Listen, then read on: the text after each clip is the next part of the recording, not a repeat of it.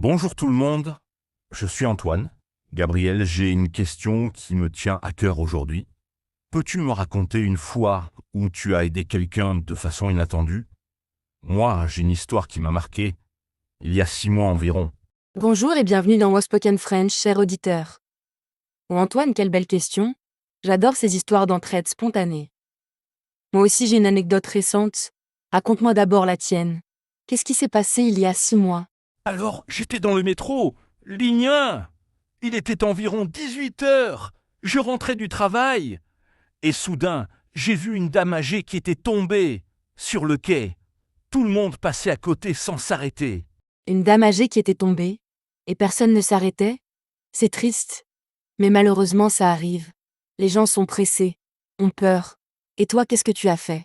Au début, j'ai hésité une seconde, comme tout le monde. Puis je me suis dit que si c'était ma grand-mère, alors je me suis approché. Elle saignait du genou et elle avait l'air perdue, désemparée. Tu as bien fait de t'approcher. Cher auditeur, vous est-il arrivé d'aider spontanément un inconnu? Comment vous sentez-vous dans ces moments? N'hésitez pas à partager vos expériences dans les commentaires. Alors, je l'ai aidée à s'asseoir sur un banc. J'ai sorti des mouchoirs de mon sac pour nettoyer sa blessure et je lui ai demandé si elle avait mal ailleurs. Elle m'a dit que non, juste le genou. Tu avais des mouchoirs, heureusement. Et elle était comment? Reconnaissante? Inquiète? Au début, méfiante, elle ne comprenait pas pourquoi je l'aidais. Puis elle s'est détendue. Elle m'a dit qu'elle s'appelait Marguerite, qu'elle avait 78 ans et qu'elle se rendait chez sa fille. Marguerite? Quel joli prénom. Et elle connaissait le chemin? Ou elle était perdue? Justement, elle était un peu perdue. Sa fille avait déménagé récemment et elle n'était jamais venue dans ce quartier. Elle avait l'adresse sur un papier, mais elle ne savait pas comment y aller. Perdue et blessée. Situation difficile. Et tu as fait quoi? Tu l'as accompagnée? Exactement. J'ai regardé l'adresse. C'était à 15 minutes à pied ou 2 stations de métro. Je lui ai proposé de l'accompagner. Elle a d'abord refusé, puis elle a accepté. Elle a accepté. Et le trajet s'est bien passé. Très bien. On a pris le métro ensemble. Et pendant le trajet, elle m'a raconté sa vie. Elle était ancienne institutrice, veuve depuis 5 ans. Et elle découvrait Paris. Elle venait de province. Ancienne institutrice. Ces personnes ont souvent de belles histoires. Et elle découvrait Paris. Ça devait être émouvant. Très émouvant. Elle me parlait de ses élèves, de sa carrière. Et moi, je lui montrais les beaux endroits qu'on voyait par la fenêtre du métro. On aurait dit une grand-mère et son petit-fils en balade. Comme une grand-mère et son petit-fils. Quelle belle image. Et quand vous êtes arrivé chez sa fille? Sa fille était inquiète. Elle l'attendait. Quand elle m'a vu avec sa mère, elle a d'abord été surprise, puis très reconnaissante. Elle m'a invité à boire un café, mais j'ai décliné poliment. Tu as décliné? Pourquoi? Ça aurait été sympa.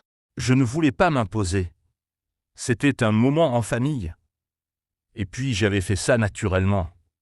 Pas pour une récompense, juste parce qu'il fallait le faire. Chers auditeurs, acceptez-vous les remerciements quand vous aidez, ou vous préférez rester discret? Elle philosophie, aider sans attendre de retour. Et tu as revu Marguerite après. Non, mais sa fille m'a donné son numéro, au cas où, et 2 semaines plus tard, j'ai reçu une carte de remerciement. Avec une photo de Marguerite dans son jardin. En province, c'était touchant.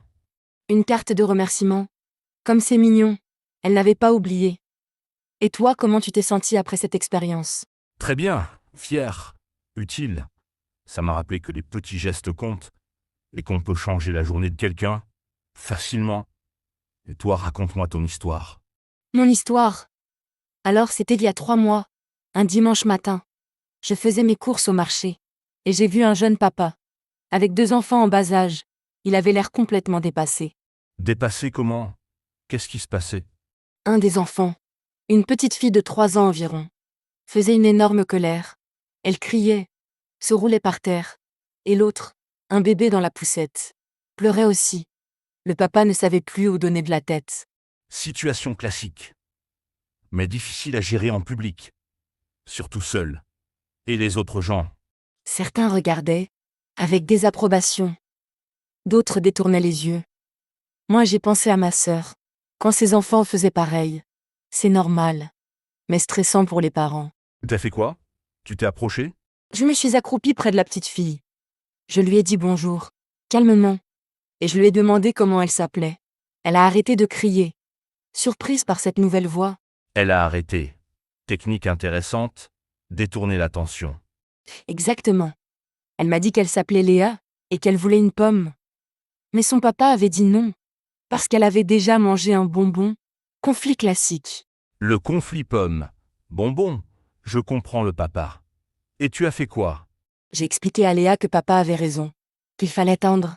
Et je lui ai proposé de m'aider à choisir mes légumes. Pour s'occuper en attendant. Elle a accepté. Elle a accepté. Et le papa, il a dit quoi? Au début, il était méfiant. Normal. Un inconnu qui parle à sa fille. Puis il a vu que ça marchait. Il était soulagé. Et reconnaissant. Cher auditeur, comment réagissez-vous quand un inconnu aide vos enfants? Excellente question. Et après? Vous avez fait les courses ensemble? Pendant 10 minutes, Léa choisissait les tomates, les carottes. Elle était fière. Le bébé s'était calmé aussi. Moins de stress. Et le papa pouvait respirer. Moins de stress. Et ça, c'est fini comment? Le papa m'a remercié. Il m'a expliqué qu'il était divorcé, qu'il avait les enfants le week-end, et que c'était parfois compliqué. Surtout en public. Il se sentait jugé. Se sentir jugé. Ça doit être dur. Être parent célibataire. Et gérer les caprices en public. Très dur. J'ai beaucoup d'admiration. Et Léa. Elle m'a fait un bisou. Avant de partir. Elle avait complètement oublié sa colère. Les enfants. Ça change vite d'humeur. Un bisou. Ça, c'est la plus belle récompense. Et toi, tu t'es senti comment après? Heureux. Utile.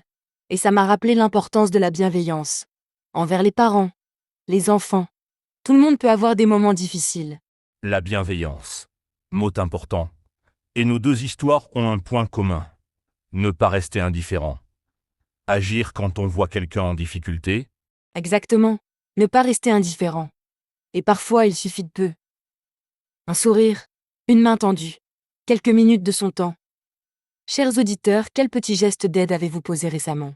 Et tu sais ce qui m'a frappé dans nos deux histoires? Au début, les personnes étaient méfiantes. Normal. Mais une fois la confiance établie. Une fois la confiance établie. C'est beau. Marguerite qui te raconte sa vie. Léa qui te fait un bisou. Les liens se créent vite. Les liens se créent vite. Et ça rappelle que nous sommes tous connectés. Que l'humanité existe encore. Malgré l'individualisme ambiant. Malgré l'individualisme. Et ces expériences nous changent. Nous aussi. Elles nous rendent plus sensibles, plus attentifs aux autres. Plus attentif aux autres. C'est vrai. Depuis Marguerite, je fais plus attention aux personnes âgées dans les transports. Je leur propose ma place plus souvent. Et moi, aux parents avec enfants, je souris plus aux enfants. J'aide à porter les poussettes dans les escaliers. C'est devenu automatique. Automatique. Et ça crée un cercle vertueux. Plus on aide, plus on a envie d'aider, plus on remarque les occasions. Le cercle vertueux, et peut-être qu'on inspire les autres. Marguerite ou Léa raconteront peut-être nos histoires et aideront à leur tour. À leur tour, belle idée. Et vous, chers auditeurs, ces histoires vous donnent-elles envie d'aider plus? De faire attention aux autres? Excellente question, et il n'y a pas besoin d'être héroïque. Tenir une porte, ramasser quelque chose qui tombe, sourire à quelqu'un qui a l'air triste. Sourire à quelqu'un qui a l'air triste. Parfois, c'est suffisant. Et ça ne coûte rien. Juste un peu d'attention. De temps. De temps, nous sommes tous pressés. Mais quelques minutes, pour aider, pour écouter, ça peut tout changer pour quelqu'un. Tout changer. Et au final, on y gagne tous. Celui qui aide se sent utile. Celui qui est aidé se sent moins seul. Win-win. Win-win, et ça rend le monde un peu plus beau, un peu plus humain. Nos villes, nos quartiers, plus chaleureux. Plus chaleureux. Et peut-être que les gens qui nous ont vus, Marguerite et moi dans le métro, toi et Léa au marché, se sont dit qu'ils pourraient faire pareil. Faire pareil, l'exemple, c'est contagieux. Le bon comme le mauvais. Alors autant montrer le bon. Chers auditeurs, soyez des exemples positifs. Des exemples positifs. Et n'ayons pas peur. Du regard des autres, de mal faire. L'intention compte, même si ce n'est pas parfait. L'intention compte, et souvent, les gens sont plus reconnaissants qu'on ne le croit. Ils attendent juste qu'on leur tende la main. Qu'on leur tende la main, et parfois, c'est nous qui avons besoin d'aide.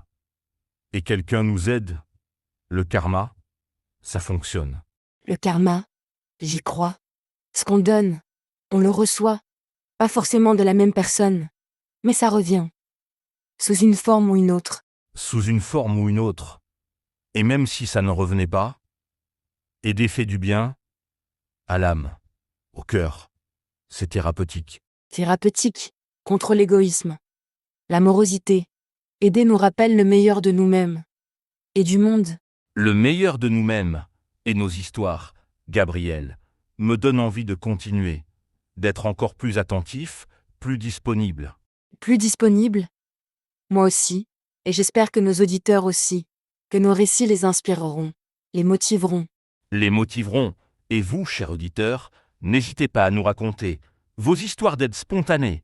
Nous adorons ces récits positifs. Ces récits positifs, ils font du bien, dans un monde parfois dur.